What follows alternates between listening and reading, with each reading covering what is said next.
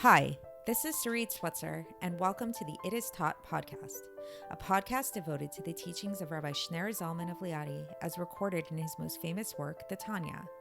My hope for this show is to make these teachings accessible and relatable to the average person, regardless of prior Jewish education or affiliation. The episodes follow the prescribed daily study portions and are meant to serve as practical lessons in how to live your life as your true self and develop an authentic and powerful relationship with your Creator. I have personally experienced the effects the study of this work has had on me, and I'm excited to share what I can of this knowledge with you. So please join me on this journey of learning, self-growth, and connection with your source.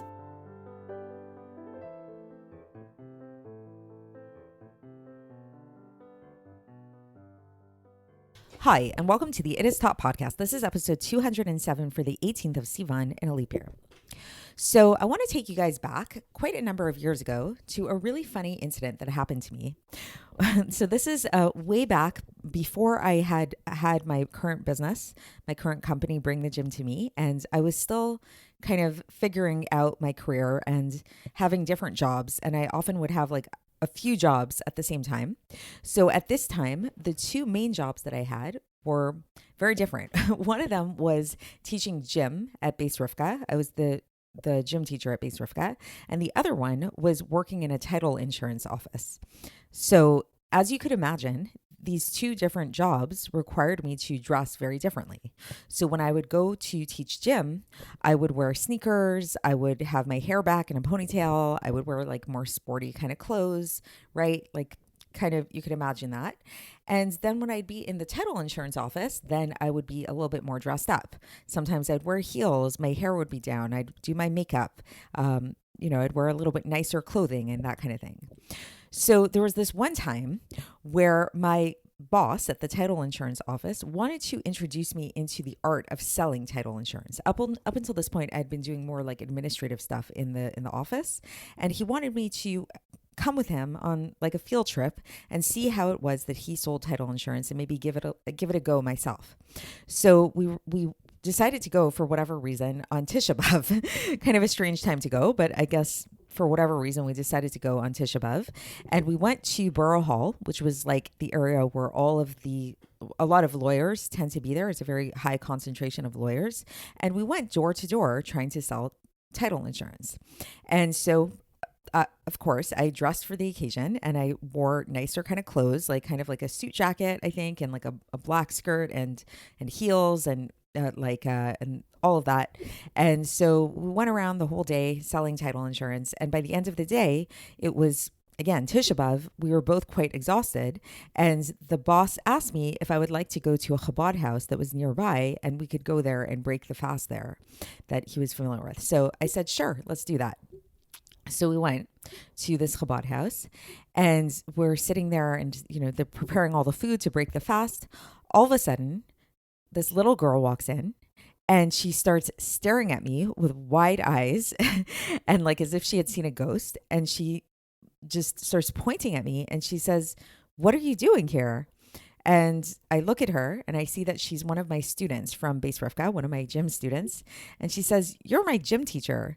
What are you doing here?" And she was so confused. And she was really really startled by the fact that her gym teacher could be in a totally different context, look very different, be dressed really differently. Like she did not know how to process this information. How could it be that her gym teacher is here, not in the gym, wearing fancy clothes and not doing gym stuff? It was really hard for her to process this in her mind. So at the time, I really thought of it as like a very comical incident and sort of like this really funny merging of my two worlds. And so this story came back to me when I was studying the Tanya today, when I was preparing for this episode, because it really pointed to me on this interesting fact of how it is that all of us wear many hats in our lives. And at times these hats might more apparently have some kind of connection with one another, be somehow interconnected.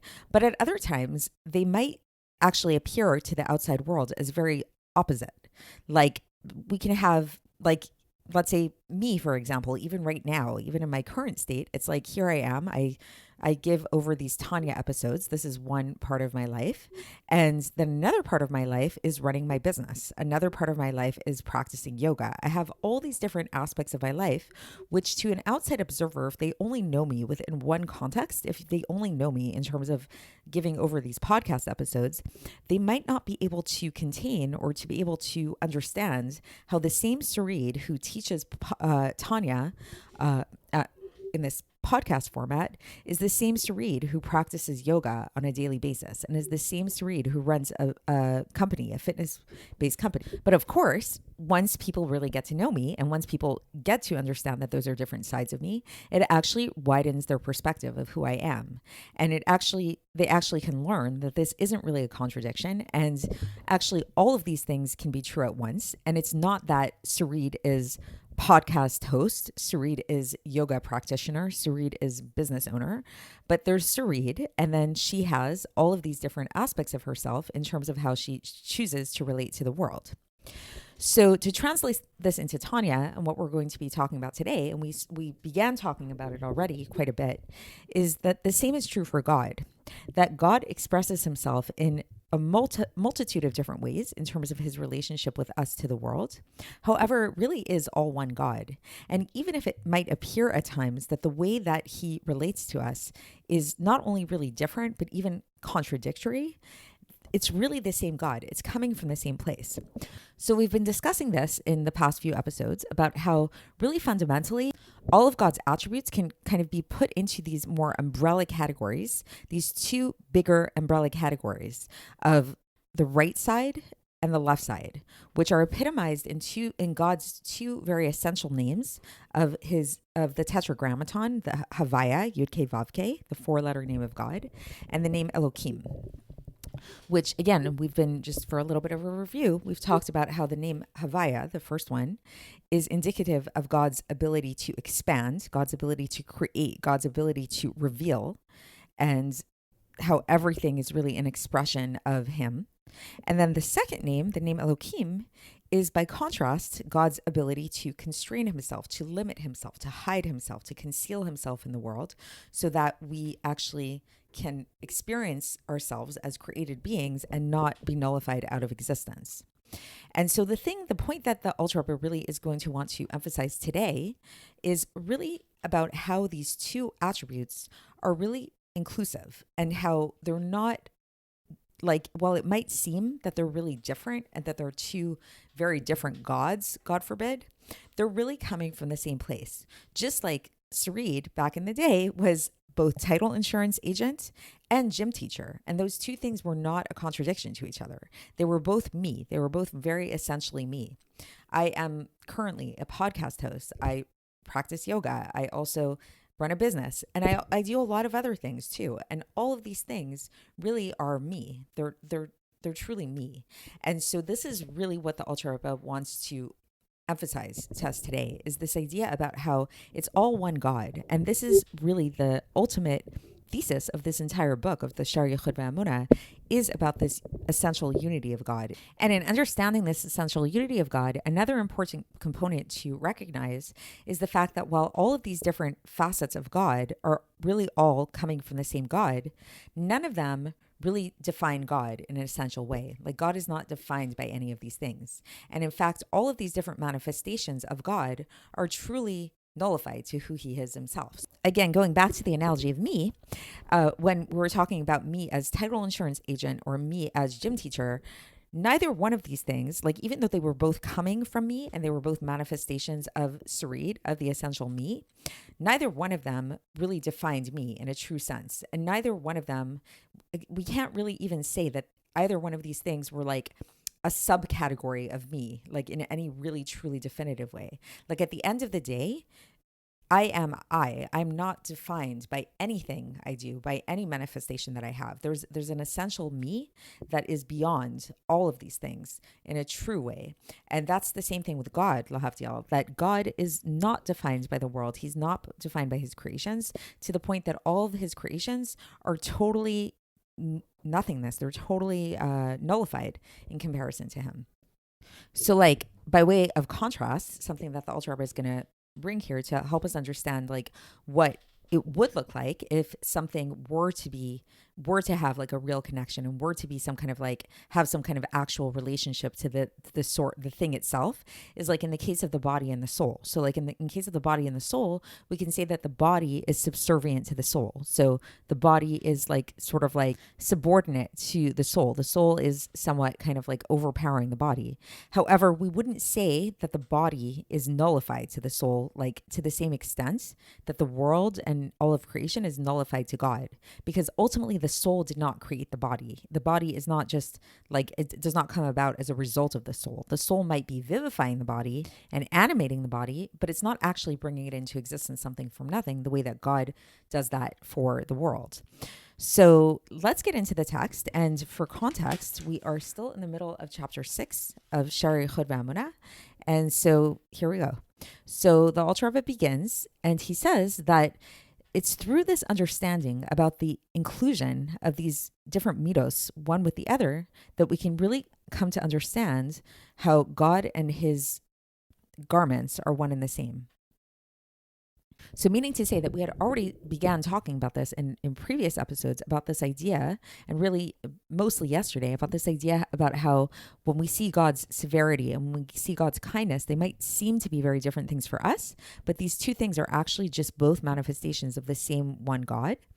And the reason why, and so what the Alter Rebbe is teaching us today is that the reason why this is so essential for us to know is that through understanding how these two manifestations, these different middos are essentially inter-included with one another, meaning that they're not actually as different as we might have thought. This can actually allow us to appreciate how God is really one. So again, just as a review from yesterday, so remember we ended off and we talked about how when we see God appearing in a severe manner, it's actually not severity. It's actually really a manifestation of his kindness. It just appears to be severity. Just like we gave the analogy of a parent who's telling the child to go to sleep and shut off the TV and stop eating candy. It might appear superficially that the parent is being really harsh and severe with the child, when really it's also an expression of love. Just like with this, it's the same love as the parent gives to the child when the parent is hugging and kissing the child. That's that same love, even though superficially it manifests as harshness.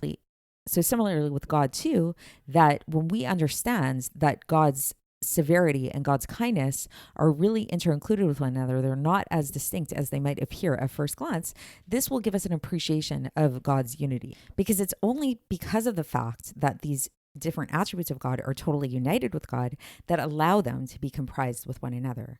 Just like again in the analogy of the mother, that is, it's only because like the mother is both, it's the same mother that is giving candy to the child and also taking away the candy from the child, that the fact that both of these actions are coming from the same mother point to the fact it's what allows these two actions to really be manifestations of the same thing. And then the Alter Rebbe here quotes from Tikkunei Zohar, where it says, "Ve'antu dekashir lon meyached lon chulei uvar minach leit yichuda be'ila'e chulei." So, which that's in Aramaic, and what it literally means is, "And you are he who binds them together and unites them, and apart from you, there is no unity amongst these attributes above." So basically meaning to say that it's not, if not for the fact that they were coming from the same place, they would not be included with one another. Like if it was not the same mother who was telling the kid to go to sleep and giving the kid a hug, then we wouldn't necessarily know that they're coming from the same place. Maybe if it was two separate people that were doing this, then perhaps the person that's telling the kid to go to sleep really is not the nicest person. Maybe it's like, a nanny who doesn't have the best intentions. She just wants to go to sleep early herself, or rest. And so now the Alter Rebbe goes on and he says that all of this, everything we've been talking about, is the meaning of the phrase, which we've mentioned before. This is from Devarim, chapter 4, verse 39, where it says, "V'ashavota elevavecha ki Hashem hu Elokim." And this is from the prayer, the Aleinu prayer that we say, where it means that you should you should plant it into your heart that God is God, which, to be more literal, it's that Hashem, the Yud Kei Vav Kei, is Elokim. They're both the same, meaning that meaning that both of these different names are actually one and the same. Because even the name Elohim, which alludes to this idea of the symptom of this constriction and this concealment of the light, is chesed, just like the name of Havaya. Because God's attributes are united with him in total unity. And so him and his name are one and the same because his attributes are his names. So thus, you should anyways know, like by extension of this logic, you should come to understand that that in the heavens above and the earth below, there is none other. So we mentioned that in a previous episode when we started out this sefer of Sha'ar HaYichud V'Haemunah. And so to understand this in the context of what we've been discussing thus far here, is that even this physical land that we live in, this material earth, which looks like a total something to everybody, like we all see it, we can touch the world around us, it's very tangible, is actually totally not in nothingness in comparison to God himself. Because the name Elohim does not actually conceal or constrict anything other than to our eyes. So the only way that the fact that we see this world, which again, this world is connected in nature, is connected to the name Elohim, as we mentioned previously in a previous episode, how they both have the same numerical value. So to our eyes, it appears that God is very much concealed here, but that's only to our eyes. But from God's perspective, because he and his name are one, then him and the name Elohim are one and the same. Just like going back to, again, the analogy of the little girl seeing me not wearing gym clothes. To her, it seems like that being a gym teacher is very me. It's like that's what defines me. Like that's what she sees as gym teacher. She didn't see Sarid. She sees gym teacher, and now she's seeing title insurance agent. Really, that's only from her perspective. From my perspective, I'm the same Sarid, whether I'm wearing gym clothes or business clothes. It's same Sarid at the same time. So same thing. It's the same God. It's not the fact that we don't perceive God in the way that he truly is down here doesn't mean that he's not very, very much present here. And this is why we can understand that this entire earth and everything underneath the earth are really all considered as if not in nothingness compared to God in his true sense. And this is why this world are not actually called a shem at all. They're not actually called a name. Even the name of Od, which is a kind of like subordinate type of status of a name. So meaning to say that so just to understand that, it's like basically the Alter Rebbe is saying that when we look at the world, somebody might think to themselves like, okay, the world is like, we understand that it's not like God, like in the full extent of God, but it's an aspect of God. Maybe it's like an aspect of God. Just like maybe that that my student could have thought like maybe, okay, she understands that Sarid is multifaceted. So like being a gym teacher is like, it's like an aspect of her. Like part of Sarid in a defined way is gym teacher. And what the Alter Rebbe is saying here is no, that's actually not true. It's actually like that beingness, that manifestation of the world is actually not God at all. Like it might be a way that he brings himself into revelation here, but it's not truly who he is. So meaning that, again, like in the analogy of me, it could be that there's an aspect of me that is sporty, we could say maybe, and that is like athletic, but like to actually say like gym teacher is like, that's like already too far of a leap. That's already like, it's like, no, that's not me. That's not, I'm not defined by that. I'm not defined by my profession. You hear people say that a lot of times, right? That they don't want to be defined by their profession. It's like they want to really be defined by who they are. So it's the same thing. It's like here in this world is not something that we can even say is any kind of definition of God, even to the extent of it being like a very subordinate type of definition. And then the Alter Rebbe brings like, he wants to explain what we mean by this subordinate status and like kind of explain what the world is not in that sense. What would be something that would be considered to be a subordinate status. So he says that, for example, there's this word ve'od, which we're talking about, that connotes the subordinate status. We find it actually in the Gemara, And he quotes here from Kiddushin, page 6a, where it says, Yehuda ve'od likra. So this is a Gemara, this is a Talmudic phrase, which is used to describe when there's like a superfluous proof. So it's like, let's say if there's a proof that's brought in the Gemara and then somebody else brings like another proof for that, then there's this phrase that comes up where it says Yehuda ve'od likra, which literally means like Yehuda is like an additional thing to the scripture. Like why do we need this additional proof from the scripture? Like it's kind of like unnecessary. And so this word ve'od is connoting this unnecessary status. It's like it's pointing to the subordinate status of the second proof. And then the Alter Rebbe says there's another example of this would be like when we look at the body in relation to the soul and the vitality that's inside of the soul. And for this, he brings a verse from Tehillim, chapter 146, verse 2, which says, Ahalela Hashem b'chayai az amra le'elokai be'odi, which literally means I will praise God with my life. I will sing to my God be'odi. So what's be'odi? Be'odi is with my body. But be'od, again, it's that same phraseology of od, of extra.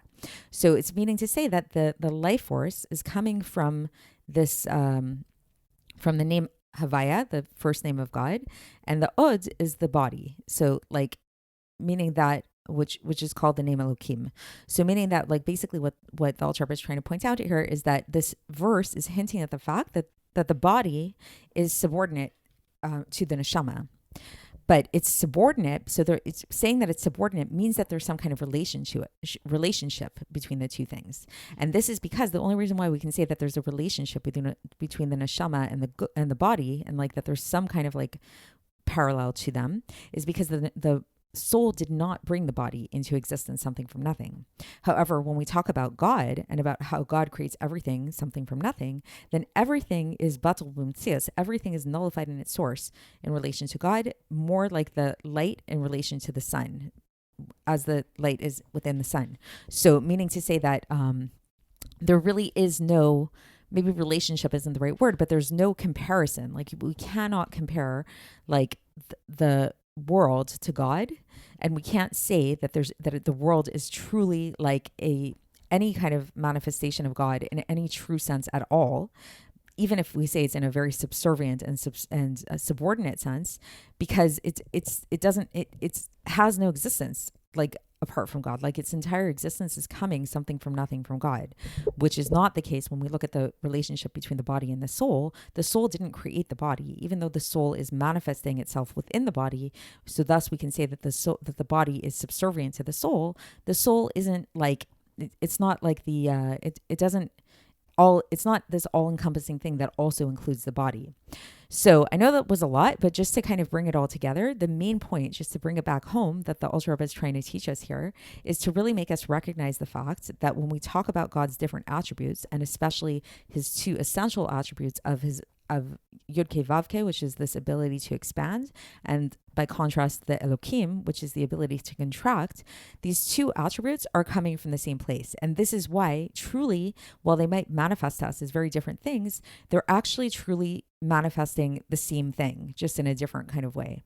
Just like, again, going back to that analogy of me and meeting my student, is that to her, while it might be really conflicting things to see me as gym teacher and to see me as title insurance agent, to me, neither one of these terms define who I am. And each one of these things are really just expressions of the essential me. And there's this essential me that's beyond both of these things. That's the source of both of these things. So that's it for today. And we'll continue along these lines tomorrow in this chapter, and I'll speak to you then. Thanks for listening to the It Is Taught podcast, hosted by Sarit Switzer. This podcast is dedicated in loving memory of my maternal grandfather, Avraham Yitzchak ben Binyamin HaKohen of blessed memory.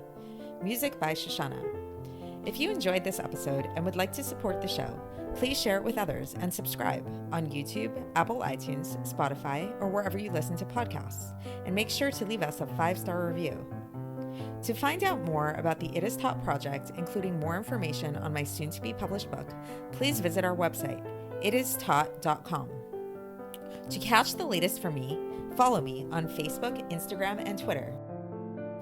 Looking forward to speaking with you tomorrow, and until then, have a great day.